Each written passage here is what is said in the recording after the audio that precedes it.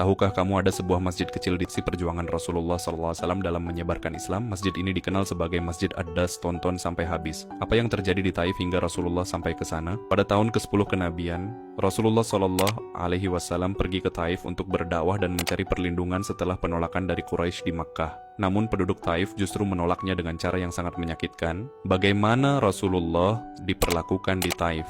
Beliau bukan hanya ditolak, tapi juga diusir dan dilempari batu hingga terluka. Rasulullah SAW bahkan sampai berdarah dan berlindung di sebuah kebun milik dua bersaudara, Utbah dan Syaibah bin Rabi'ah. Siapakah Hadas dan apa perannya dalam kisah ini? Hadas adalah seorang budak Nasrani milik Utbah dan Syaibah. Melihat kondisi Rasulullah yang terluka, mereka menyuruh Hadas untuk memberikan setangkai anggur. Ketika Rasulullah mengucapkan bismillah sebelum makan, Hadas terkejut karena tidak ada orang di Taif yang mengucapkannya. Apa yang terjadi setelah Hadas bertemu Rasulullah? Hadas bertanya dari mana Rasulullah berasal, dan ketika mengetahui bahwa beliau dari Makkah, Rasulullah menceritakan kisah Nabi Yunus yang juga berasal dari Ninawa, kampung halaman Hadas. Percakapan itu membuat Hadas tersentuh hingga akhirnya dia bersyahadat dan masuk Islam. Masjid Ad-Das kini menjadi saksi dari kisah luar biasa ini. Sebuah tempat kecil di Taif yang mengingatkan kita bahwa meski menghadapi penolakan dan cobaan berat, Rasulullah SAW tetap berdakwah dengan penuh kelembutan dan kasih sayang. Sudahkah kita meneladani kesabaran beliau dalam menghadapi ujian? Semoga yang menonton video ini dimudahkan berziarah ke Mekkah dan Madinah. Barakallahu fikum.